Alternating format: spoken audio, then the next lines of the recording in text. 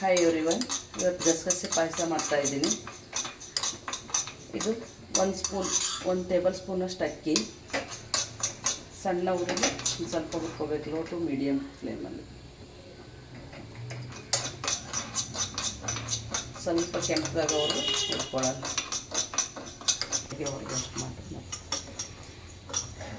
ಇದು ಇವಾಗ ಆಗಿದೆ. ಅಕ್ಕಿ ತೆಕ್ಕೊಬಿಡೋಣ ಒಂದು ಪ್ಲೇಟಿಗೆ. ಇದರಲ್ಲಿ ಒಂದು 3 ಟೇಬಲ್ ಸ್ಪೂನ್ ಗಸಗಸೆ ಪಾಯಸ ಆಗಿರೋದ್ರಿಂದ ಗಸಗಸೆ ಫ್ಲೇವರ್ ಜಾಸ್ತಿ ಇದ್ದರೆ ಚೆನ್ನಾಗಿರುತ್ತೆ. ಅದಕ್ಕೆ ಜಾಸ್ತಿ ಹಾಕೋಬೇಕು.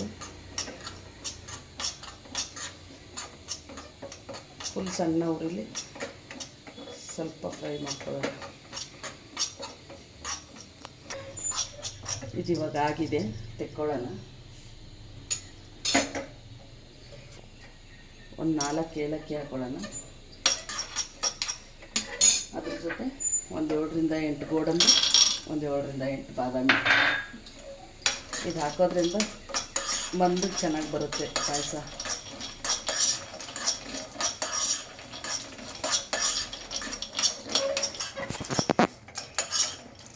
ಇವಾಗ ಇದು ಹುರಿದಿದೆ, ತೆಕ್ಕೊಳ್ಳೋಣ.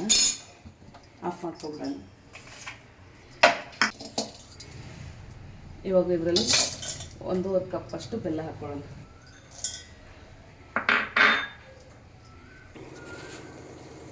ಒಂದು ಗ್ಲಾಸಷ್ಟು ನೀರು ಹಾಕ್ಕೊಂಡು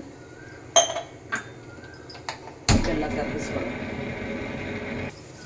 ಇವಾಗ ಈ ಗಸಗಸೆ ಅಕ್ಕಿ ಡ್ರೈ ಫ್ರೂಟ್ಸ್ ಹುರ್ಕೊಂಡ್ರೆ ಅದನ್ನು ಪುಡಿ ಮಾಡ್ಕೊಬರೋಣ. ಫಸ್ಟ್ ಬರೀ ನೀರು ಹಾಕ್ದಂಗೆ ಪುಡಿ ಮಾಡೋಣ. ಈ ಕಪ್ಪಲ್ಲಿ 1 ಕಪ್ ಒಣ ಕೊಬ್ಬರಿ, 1 ಕಪ್ ಕೋಕೋನಟ್ ಫ್ರೆಶ್ ಕೋಕೋನಟ್ ಪುಡಿ ಮಾಡ್ಕೊಂಡಿದ್ವಲ್ಲ,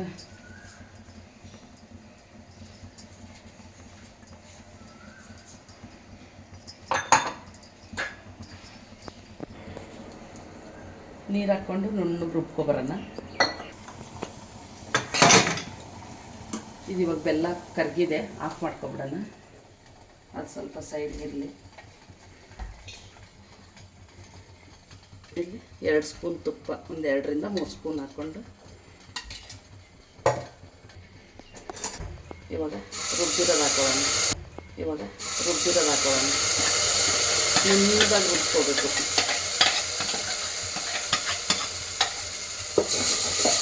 ಒಂಚೂರು ಫ್ರೈ ಮಾಡ್ಕೊಳ್ಳೋಣ.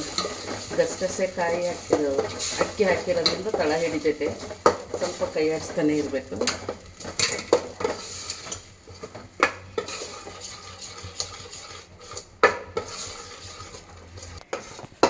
ಇವಾಗ ಇದು ಈ ಥರ ಗಟ್ಟಿಯಾಗಿದೆ. ಮಿಕ್ಸಿ ಜಾರ್ಗೆ ಒಂದು ಸ್ವಲ್ಪ ನೀರು ಹಾಕ್ಕೊಳ್ಳೋಣ. ಇದು ಕುದೀತಾ ಇನ್ನೂ ಗಟ್ಟಿಯಾಗುತ್ತೆ.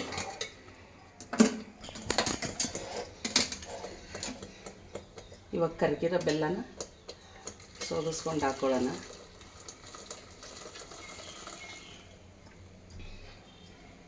ಬೆಲ್ಲದಲ್ಲಿ ಕಸರಿರುತ್ತೆ, ಅದಕ್ಕೆ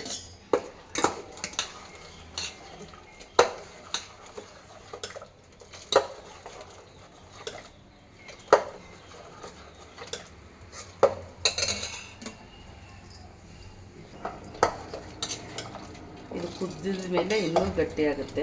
ಅದಕ್ಕೆ ಇನ್ನೊಂದು ಗ್ಲಾಸ್ ನೀರು ಹಾಕೊಳ್ಳಿ. ಇದು ಚೆನ್ನಾಗಿ ಕುದಿಬೇಕು. ಇವಾಗ ಇದು ಕುದೀತಾ ಇದೆ, ಇನ್ನೂ ಕುದಿಬೇಕು.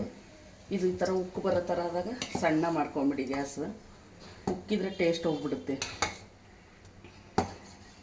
ಗಸಗಸೆ ಪಾಯಸ ಆರೋಗ್ಯಕ್ಕೂ ತುಂಬ ಒಳ್ಳೆಯದು. ಚೆನ್ನಾಗಿದು ನೊರೆ ಬರೋ ಥರ ಆಗಿದ್ದು ಕಮ್ಮಿ ಆಗಬೇಕು, ಅಲ್ಲಿವರೆಗೂ ಕುದಿಬೇಕು. ನೋಡಿ, ಇದು ಇವಾಗ ಕುದೀತಾ ಇದೆ. ಗಸಗಸೆ ಪಾಯಸ ಆರೋಗ್ಯಕ್ಕೂ ತುಂಬ ಒಳ್ಳೆಯದು. ದೇಹಕ್ಕೆ ತಂಪು, ಜೊತೆಗೆ ನಿದ್ರೆನೂ ಚೆನ್ನಾಗಿ ಬರುತ್ತೆ ಇದಕ್ಕೆ.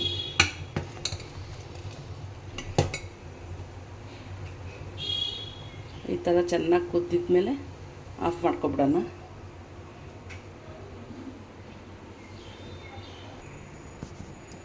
ಗಸಗಸೆ ಪಾಯಸ ಇವಾಗ ಆಗಿದೆ. ನನ್ನ ವಿಡಿಯೋ ಇಷ್ಟ ಆಗಿದ್ದರೆ ಸಬ್ಸ್ಕ್ರೈಬ್ ಮಾಡಿ, ಫಾಲೋ ಮಾಡಿ, ಹೀಗೆ ಸಪೋರ್ಟ್ ಮಾಡ್ತಾಯಿರಿ.